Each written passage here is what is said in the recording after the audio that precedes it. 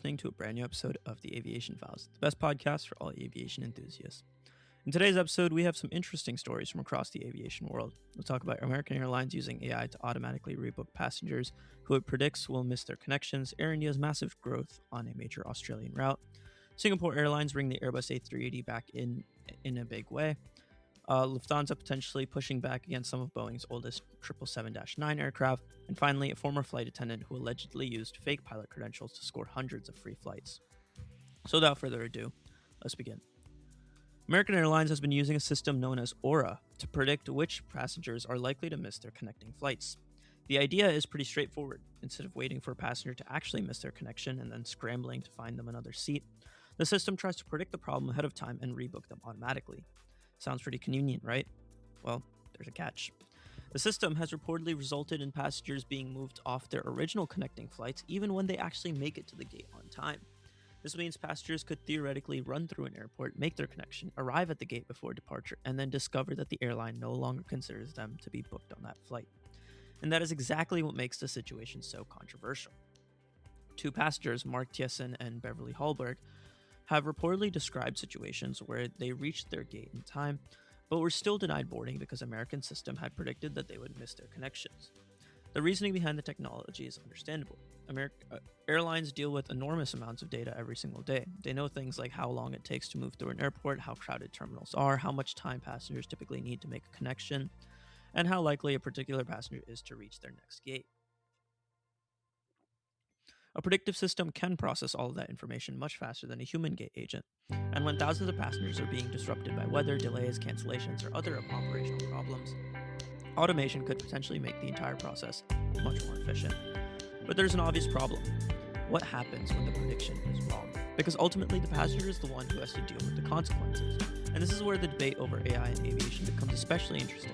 AI doesn't necessarily have to be perfect to be useful.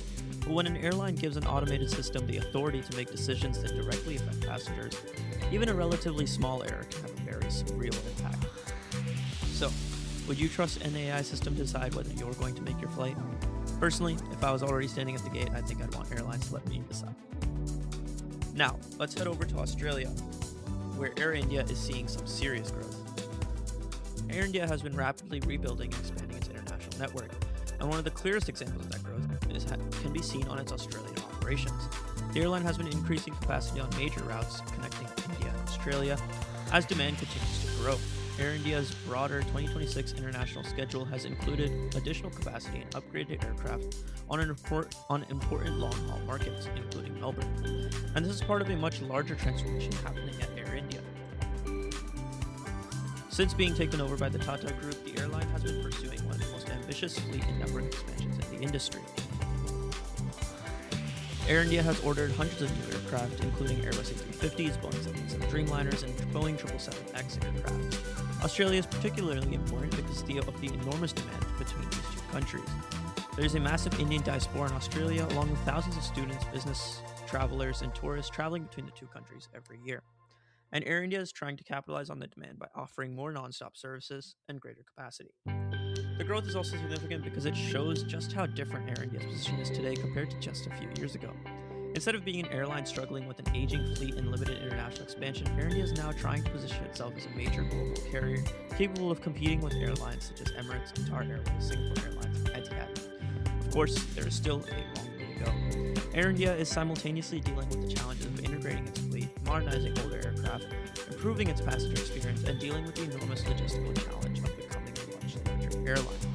But if these expansion plans continue, you could see Air India becoming a significantly more important player in international aviation over the next decade.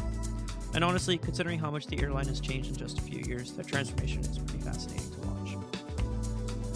Now, in the same region, let's go over to Singapore and the Airbus A380.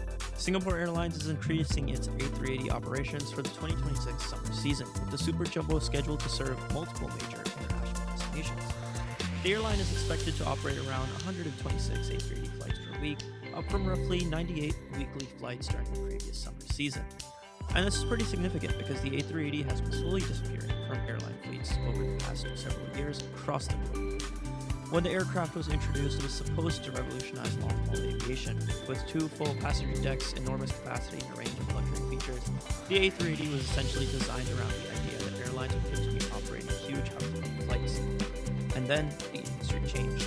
Airlines began favoring smaller, more fuel-efficient twin-engine aircraft like Boeing 787 and the Airbus A350, and then the pandemic hit. Suddenly, operating a four-engine aircraft with hundreds of seats wasn't exactly an attractive proposition. Many airlines retired their A380s entirely, but Singapore Airlines has continued to believe in the aircraft along with airlines like Lufthansa and Emirates, and now demand is strong enough that the airline is actually increasing its A380 operations. Frankfurt, while other destinations receiving A380 services include Frankfurt, and other destinations include London, Sydney, Dubai, Delhi, Mumbai, and Shanghai. They're all receiving A380 operations during portions of the season. And there's something pretty cool about seeing the A380 make this kind of comeback, especially when people thought that it was doomed. Because while the aircraft may not have become the dominant airliner that Airbus originally envisioned, there's clearly still a market for it. When you have enough passengers traveling between two major cities, putting a massive aircraft like the A380 on the route can make a lot of sense. And let's be honest, there is just something special about seeing a double-decker, especially an A380, sitting at an airport. And for aviation enthusiasts, that alone is enough reason to celebrate the fact that Singapore Airlines is keeping the Super Jumbo alive. Now, let's talk about an aircraft that hasn't even entered normal airline service yet, but is already causing quite a few headaches. The Boeing 777-9 has been delayed for years, and airlines that ordered the aircraft have had to wait longer than originally expected. But now there's an interesting development. Emirates has said that it will reject some of the earliest 777-9 Boeing aircraft built for the airline. Why? Because some of these aircraft were built years ago and have been sitting around waiting for the program to progress. Emirates President Tim Clark said the airline doesn't want to take approximately 10 or 11 of the earliest aircrafts because bringing those aircraft up to the latest production standard would require extensive modification. And this creates a pretty strange situation. Imagine ordering a brand new airplane only for that airplane to become so old while waiting for certification that you no longer want it. That's essentially the problem Boeing is facing.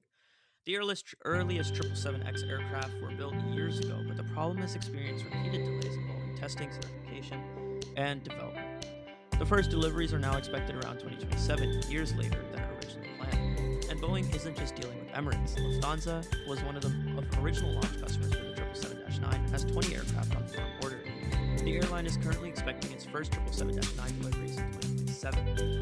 The broader issue is that the first aircraft produced for the program didn't necessarily have the exact same specifications as the later production aircraft. So airlines have to decide whether they want to take those early aircraft and spend money modifying them, or wait for newer examples that are closer to the final production standard. And this could become one of the strangest consequences of 777X delays. The aircraft isn't necessarily unwanted. The problem is that some of the oldest examples of these aircraft may already be considered too outdated by the time they're finally ready to enter service. And it really makes you wonder just how different the aviation industry would look today if the 777X had entered service on a timeline. But one can wonder. And finally, let's end today's episode with what might be the craziest story of the bunch. A former flight attendant allegedly used fake airline credentials to get hundreds of free flights. According to U.S. prosecutors, Dallas Hornick, a 33-year-old former flight attendant in Toronto, allegedly posed as an airline pilot, an active airline employee, in order to obtain free or heavily discounted flights. Authorities say that Hornick worked as a flight attendant for a Canadian airline from 2017 to 2019. After leaving that job, prosecutors allege that he used fraudulent employee identification to obtain tickets reserved for airline employees on 3 different U.S. airlines. And apparently, this wasn't just 1 or 2 flights. Authorities say he obtained hundreds of free flights over approximately 4 years. And here's where the story gets even crazier. Prosecutors say that he even requested access to the cockpit jump seat, the seat normally used by off-duty pilots, despite allegedly not being a pilot and not possessing an airline certificate. The whole thing sounds like the plot of Catch Me If You Can, except this wasn't Leonardo DiCaprio running around pretending to be a pilot. This was allegedly happening within modern airline employee travel systems. And that raises some pretty serious questions. I mean, airlines have incredibly sophisticated systems for varying passengers and crew. Airlines employees have identification and employee numbers, travel privileges, and other credentials that are supposed to establish who they are and where they work. So how could someone allegedly continue using fraudulent credentials for years without being caught? That's probably one of the biggest questions investigators and the aviation industry will have to answer. Hornick was arrested in Panama after being indicted on wire fraud charges in Hawaii, and he pleaded not guilty following his extradition to the United United States. So to be clear, these are allegations and the case has not established his guilt. But regardless of the eventual outcome, the story highlights just how important identity verification is in aviation. Because when we're talking about airline employees, especially people claiming to be pilots, verifying someone's identity isn't just about making sure they get a free flight, it's about security. And that brings us to the end of today's episode of the Aviation Files.